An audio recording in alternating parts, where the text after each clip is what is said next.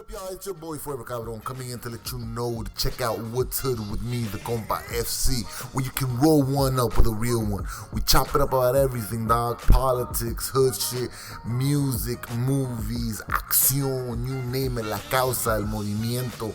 We want to tackle things about looking at your culture differently and all that good shit. So if you want to look into that, if you want to find some self-love and self-worth, dog, check out a Compa. Roll one up with a homie, dog. Every Tuesday and Thursday, right here on Binge on this. Check a homie out, dog. Stay up late. When I was little, my father was famous. He was the greatest samurai in the empire. My father would come home to mother, and we were happy. Then, one night, they were supposed to kill my father.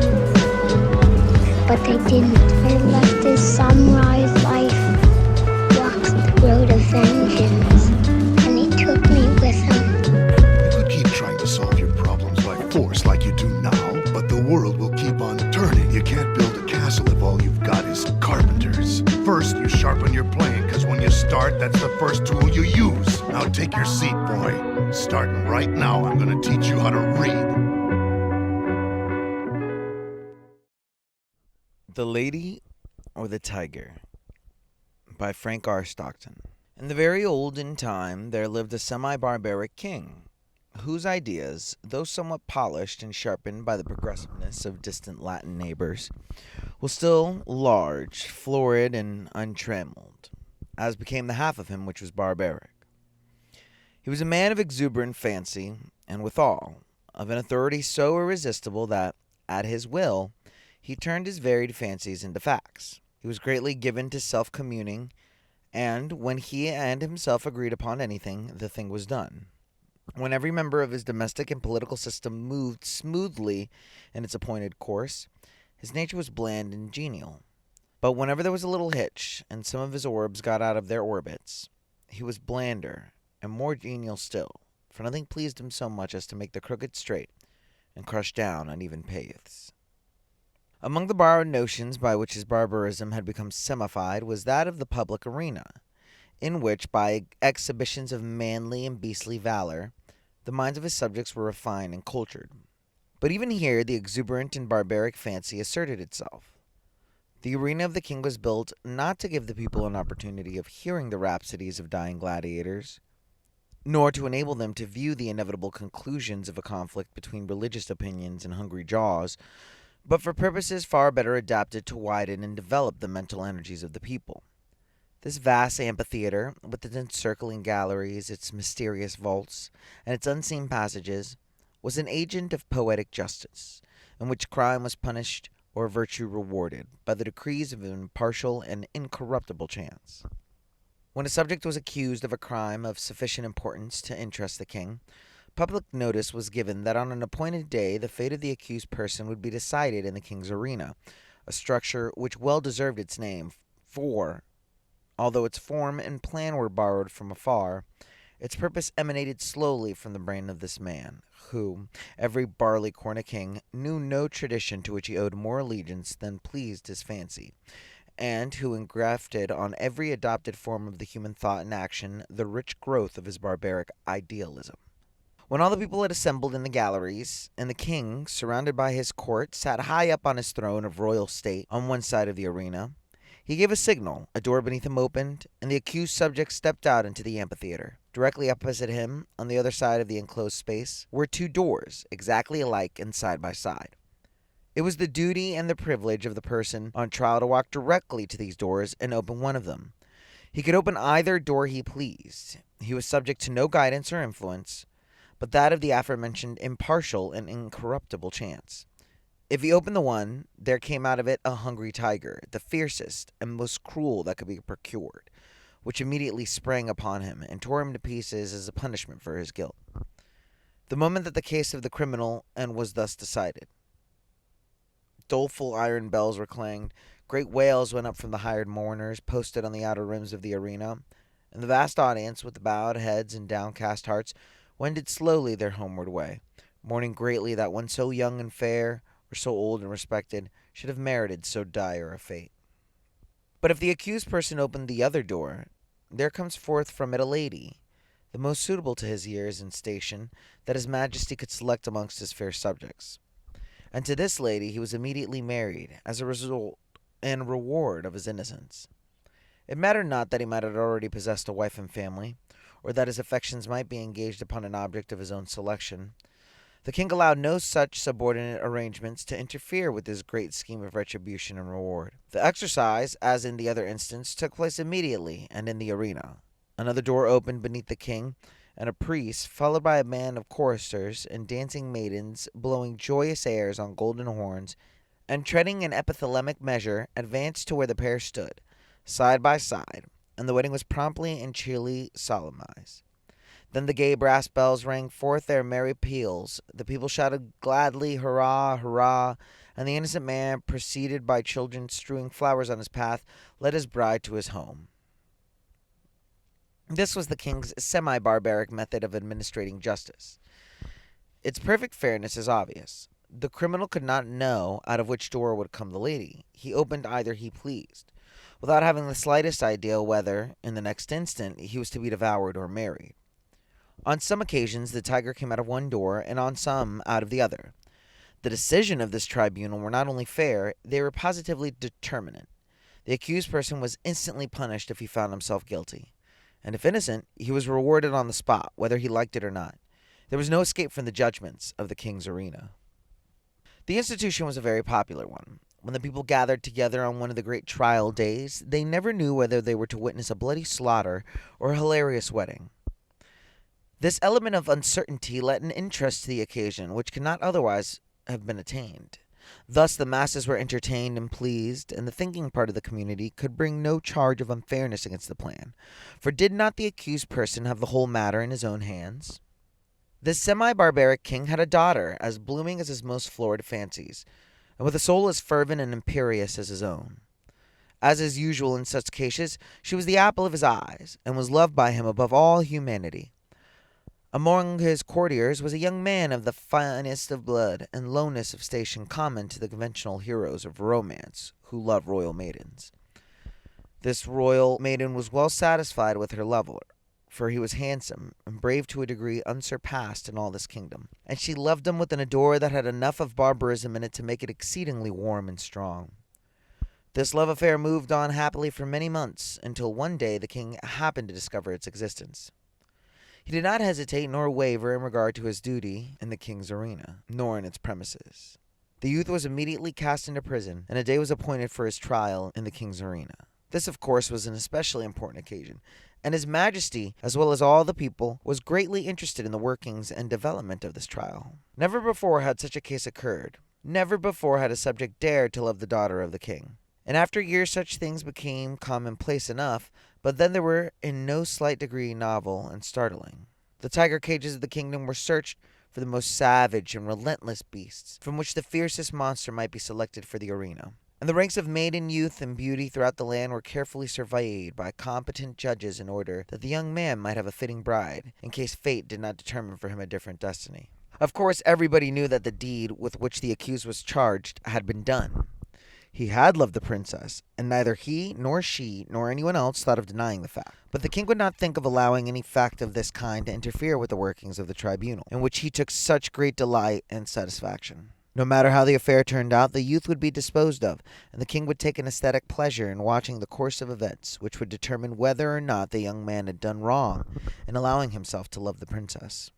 The appointed day arrived. From far and near the people gathered and thronged the great galleries of the arena, and crowds, unable to gain admittance, massed themselves against its outside walls.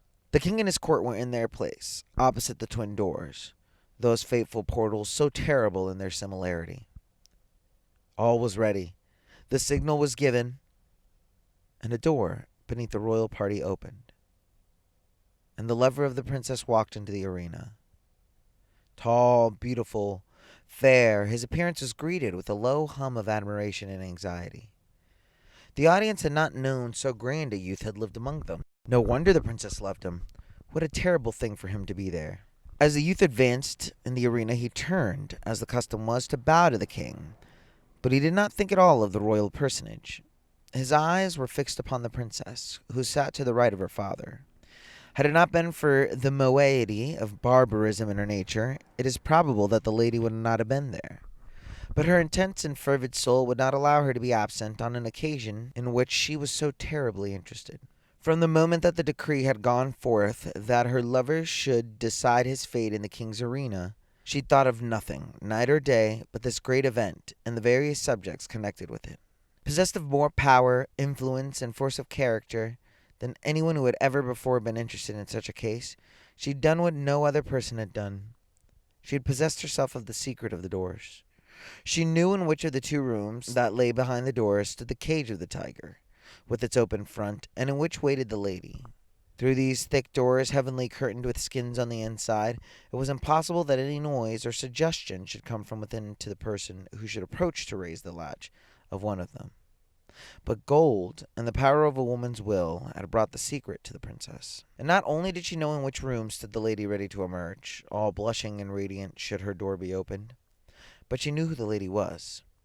It was one of the fairest and loveliest of the damsels of the court who had been selected as the reward of the accused youth, should he be proved innocent of the crime of aspiring to one so far above him. And the princess hated her. Often had she seen or imagined that she had seen this fair creature throwing glances of admiration upon the person of her lover, and sometimes she thought these glances were perceived and even returned. Now and then she had seen them talking together. It was but for a moment or two, but can much be said in a brief space? It may have been on most unimportant topics, but how could she know that? The girl was lovely, but she had dared to raise her eyes to the loved one of the princess. And, with all the intensity of the savage blood transmitted to her through long lines of wholly barbaric ancestors, she hated the woman who blushed and trembled behind the silent door. When her lover turned and looked at her, and his eyes met hers as she sat there, paler and whiter than anyone in the vast ocean of anxious faces about her, he saw, by the power of quick perception which is given to those whose souls are one, that she knew behind which door crouched the tiger, and behind which stood the lady. He had expected her to know it. He understood her nature, and his soul was assured that she would never rest until she had made it plain to herself this thing, hidden to all other lookers-on, even to the king. The only hope for the youth in which there was any element of certainty was based upon the success of the princess in discovering this mystery. And the moment he looked upon her, she saw she had succeeded, as in his soul he knew she would succeed. Then it was that his quick and anxious glance asked the question, which? It was as plain to her as if she had shouted it from where he stood. There was not an instant to be lost. The question was asked in a flash, and must be answered in another. Her right arm lay on the cushioned parapet before her. She raised her hand, and made a slight, quick movement toward the right. No one but her lover saw her. Every eye but his was fixed on the man in the arena. He turned, and with a firm and rapid step, walked across the empty space. Every heart stopped beating. Every breath was held. Every eye was fixed immovably upon the man. Without the slightest hesitation, he went to the door on the right and opened it. Now, the point of the story is this. Did the tiger come out of the door, or did the lady? The more we reflect upon this question, the harder it is to answer. It involves a study of the human heart, which leads us through devious mazes of passion, out of which it is difficult to find our way. Think of it, fair reader, not as if the decision of the question depended upon yourself, but upon that hot-blooded, semi-barbaric princess, her soul at a white heat beneath the combined fires of despair and jealousy. She had lost him, but who should have him? How often in her waking hours and in her dreams has she started in wild horror and covered her face with her hands as she thought of her lover opening the door, on the other side of which waited the cruel fangs of the tiger. But how much oftener had she seen him at the other door? How in her grievous reveries had she gnashed her teeth and torn her hair when she saw the start of rapturous delight as he opened the door of the lady?